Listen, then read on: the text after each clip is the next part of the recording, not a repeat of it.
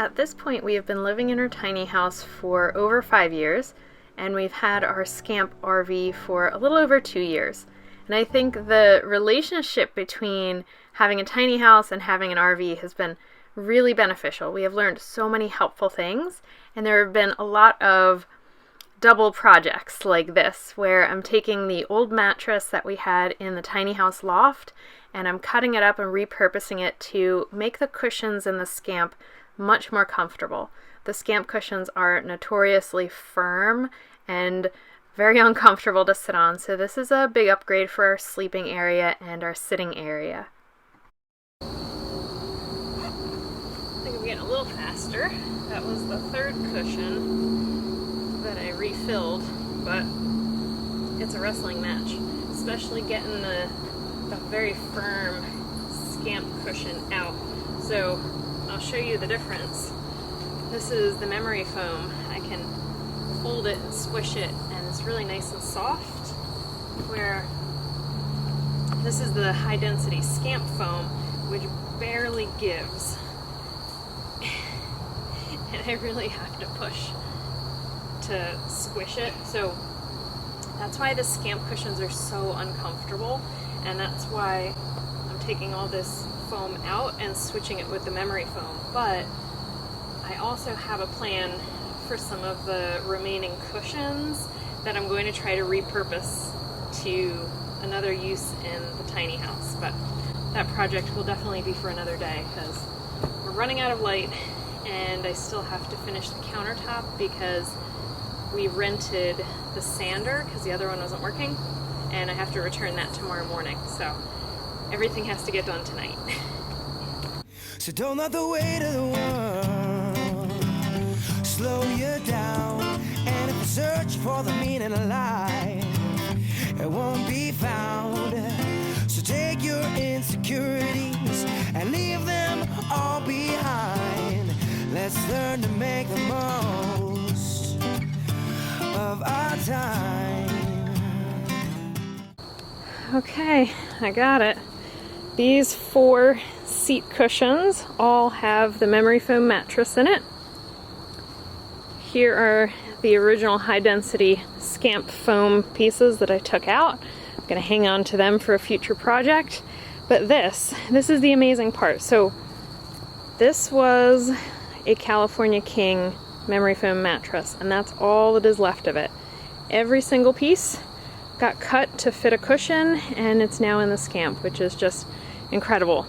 And I'm so glad there's only a little bit of trash that's left over, and a lot of this stuff is just going to be put into future projects.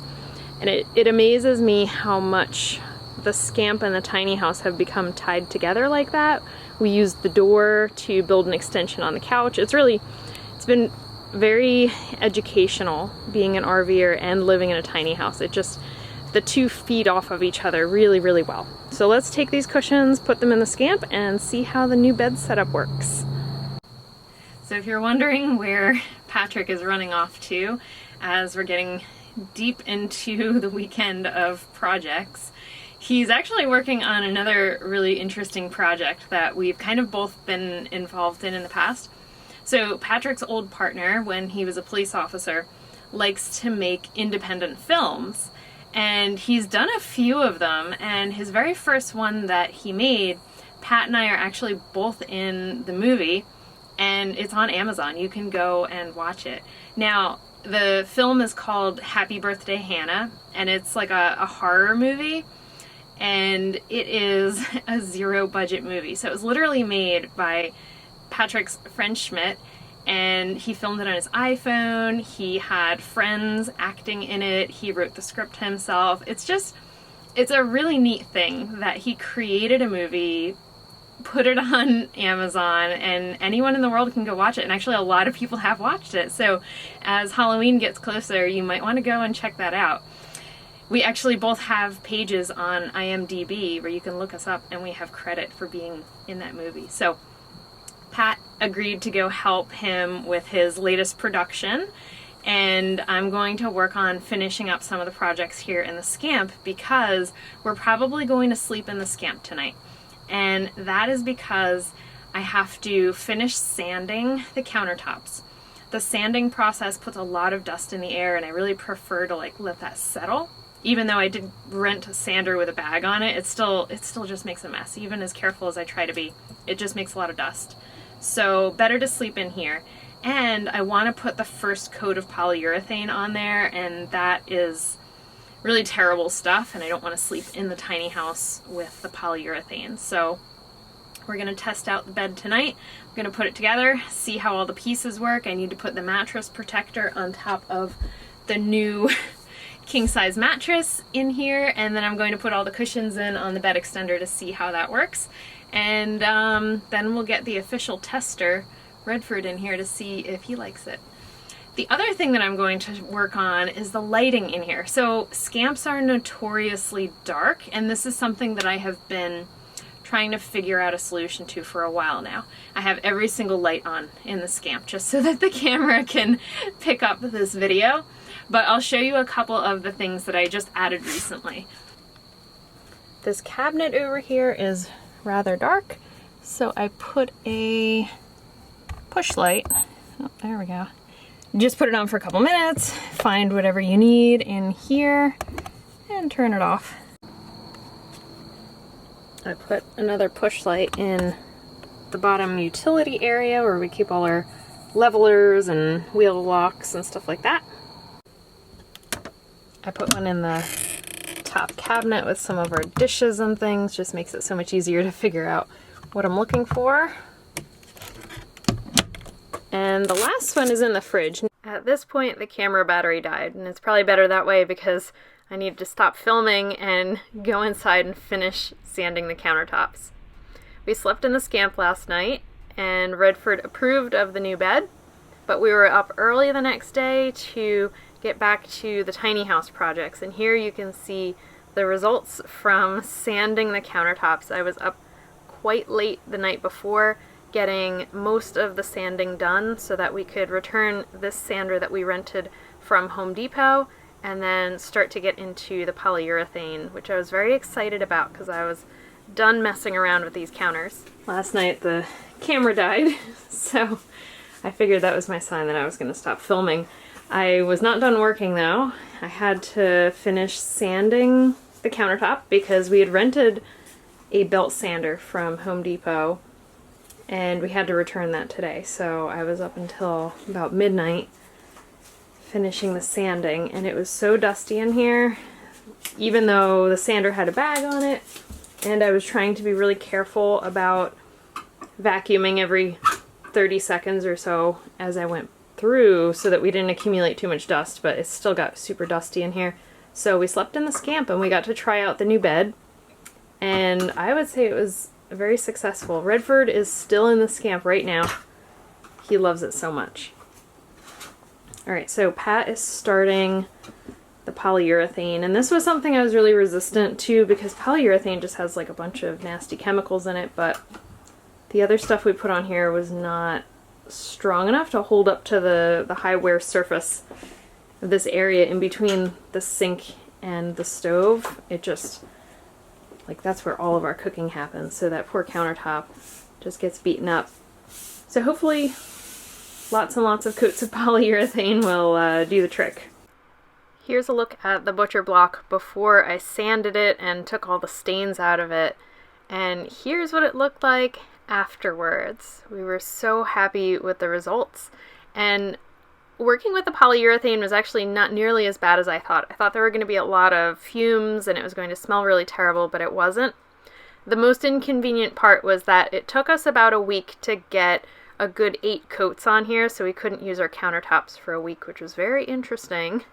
But once we had all of those coats of polyurethane on and they were cured, we added this piece of metal, which was about $12 from Home Depot, right in front of the wood stove, and this was a great move. I wish we had done this originally. It's a very nice way to protect the wood. Then we turned our attention to the other eyesore in the house, which was the floors. These floors have been covered for the last several years, and they really look pretty terrible because they've been underneath the mats for that whole time. And we were very eager for our contractor to come in and take the new flooring and fix the leak in front of the door, but it was going to take a couple weeks for that to happen.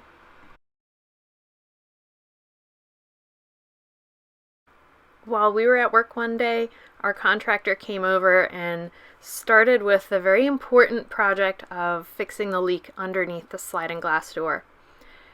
Like we thought, the whole sliding glass door had to be removed, the subfloor had to be cut out and replaced, and then he started to put the new flooring down, so we got a little bit of a sneak peek of what it was going to look like when it was all finished. We were so glad that we were able to find somebody who was willing to do this, because one of the biggest challenges we've had with living in the tiny house has been finding contractors who are willing to work on it. It has really been a struggle when things have broken to find somebody who is willing to fix it, and neither Patrick or myself are particularly handy. We don't really have tools, so that's been a struggle we've come into a couple of times. We found this waterproof composite trim that I'm very happy we ended up using. A couple days later, our floors were installed, and then the waterproof trim was put around all the edges, and then it was done. I'm happy to say the floors are done, and they look so good. Although a little dirty right now because we've been going in and out trying to fix things. But now, the fun never ends. There's our sink. So, something happened when the floors were going in and the sink was leaking, so the floor at the bottom of the pedestal was getting all wet down here, hence the towel. So Pat started like pulling things apart to see if he could tighten something, and then the bolts that hold the sink to the wall are now stripped. So from the beginning I didn't love the pedestal sink, and we were kind of just talking that maybe we should just take this sink out. Now that we're in here and we're messing around with it, the pedestal sink is just very inefficient in terms of space because we don't have any storage under here. So we always have stuff on the floor in the bathroom, and we're always like moving it around, putting it behind the door. Kind of annoying. So I think this might be the opportunity to change out the sink. It wasn't part of the plan, but you know, that's how these things evolve. So now I am looking at sink options and might end up with another one of those days where you run to Home Depot and ace like 3 times, because that's how this works. But look how good the floor looks. Really, really happy with the color. It's neat because depending on the lighting, it'll look like a very gray kind of neutral color, and then sometimes in the natural sunlight it has more of a misty blue color to it, which is just really fun and different. So the tiny house renovation continues.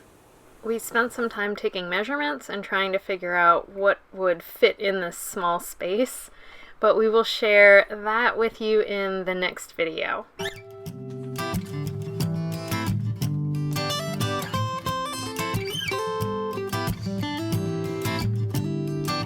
Well, you worried about you and me, the injustice, the next president to be, the news and what you hear, your career. It's time for you to face those fears, and it's all fair to be aware, and I'll be there, so don't be scared.